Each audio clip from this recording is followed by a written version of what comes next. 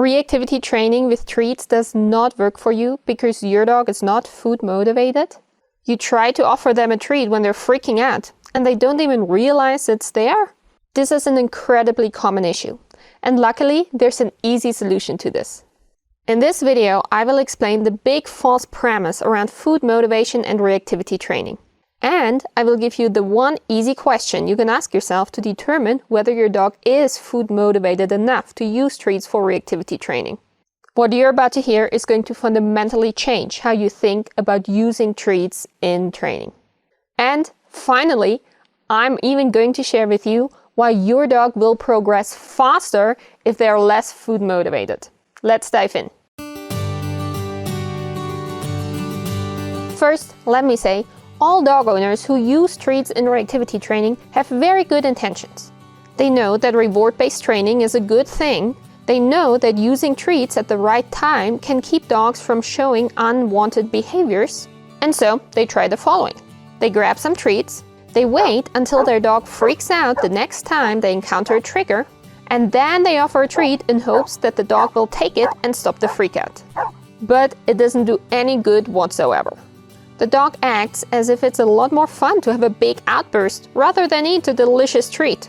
And when a dog owner is in this situation, it seems like the logical conclusion that the dog is not food motivated, and that food is not going to work in teaching them to be less reactive. Unfortunately, the majority of dog owners falsely believes this, because it is very, very common that dogs stop taking treats once they cross their threshold.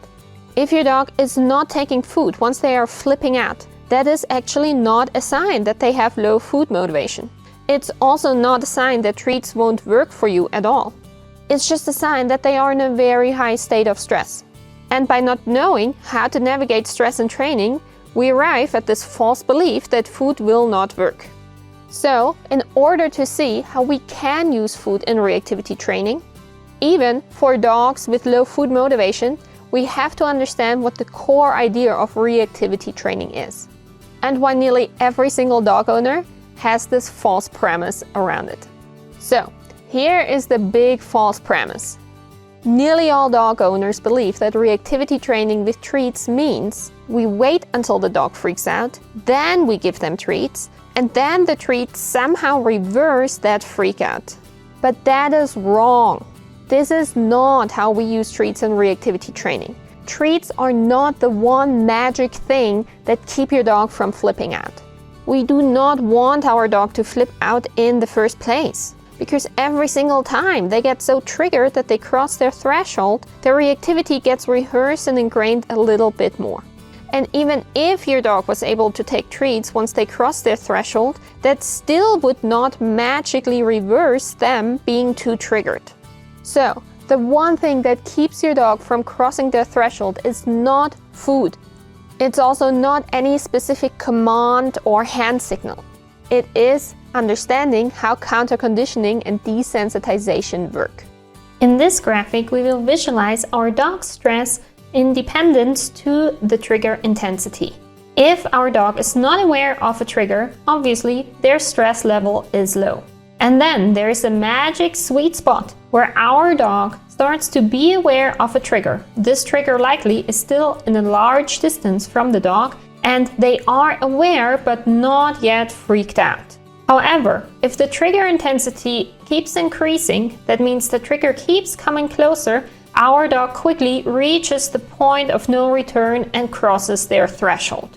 The majority of dog owners initially tries to work in this last phase where the dog has already crossed their threshold and they are no longer able to take treats, to be responsive, or to make a positive association. Reactivity training needs to happen right here, where your dog is aware of a trigger but is not yet freaked out. So, the food is not what keeps your dog from crossing the threshold. The food is not what's going to make your dog not be reactive. What will help your dog establish the emotion we want to see is to work in trigger intensities where they are aware but not yet losing it.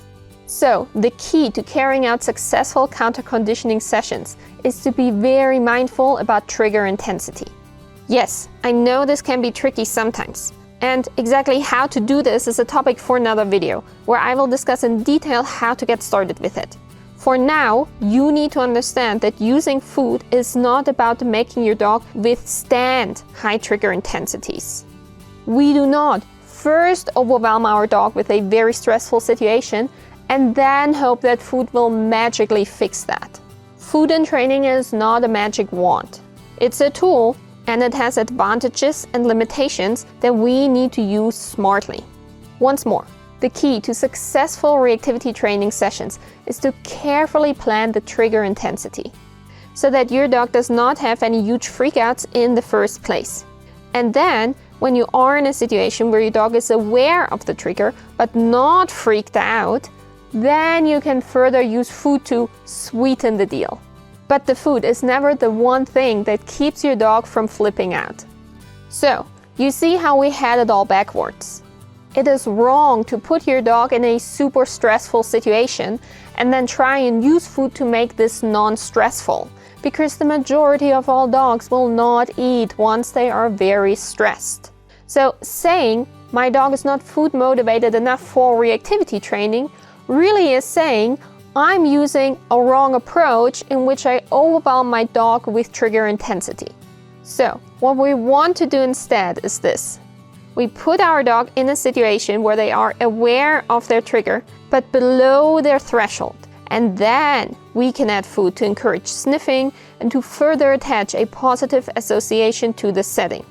And if your dog is in a situation that is low stress enough, it is highly likely that your dog will eat. Because I assume that your dog does in fact eat sometimes, right? I told you in the beginning that I was going to share the number one question you should ask yourself to determine if your dog is food motivated enough to use treats in reactivity training. So here it is. Does your dog eat every day?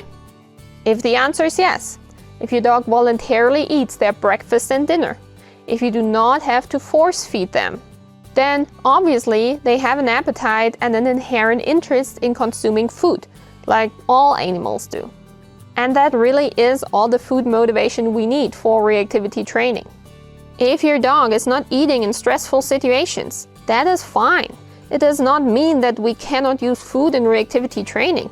That's just a sign to us that we need to more carefully plan our training sessions and that we need to be more aware of our dog's stress level and the trigger intensity.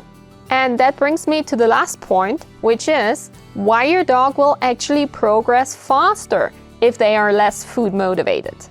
There are some dogs who are extremely interested in food. Some breeds are way more crazy than others. For example, Australian Shepherds, Labrador Retrievers, and Beagles are often obsessed with treats. And that can actually become a problem in reactivity training, because their food drive can mask their stress to some extent. And owners of these very food-driven dogs often put them in training situations that are too much, because their dogs will still take treats at high trigger intensities. And then the owners falsely believe that their dog is doing just fine. But as soon as they stop giving treats, the dog is right back at barking, lunging, and growling. You see what's going wrong here. As we know, food should never be the one thing that keeps your dog from flipping out. And that's actually harder to follow if you have a dog with extremely high food motivation, because it's so tempting to go past the trigger intensities they can handle just because they will still take food. So, if you have a dog with low food motivation, you actually have a very nice inbuilt control for reactivity training, because your dog will let you know early enough when it's too much by refusing food. That's excellent feedback for you, especially if your dog stops refusing food before they cross their threshold. It's like an inbuilt early alarm system. It tells you, back off, take a bigger distance to the trigger, my dog is now getting too stressed. So, when your dog is refusing food in reactivity training, it does not mean that anything is wrong with your dog. It does not mean that you cannot use treats in reactivity training, but it tells you very clearly the trigger intensity is too high for your dog to make the positive associations we want them to make. As always, if you have any questions about this topic, feel free to drop them in the comments. I love to discuss reactivity training, and I love to make this work for you and your dog. Happy training!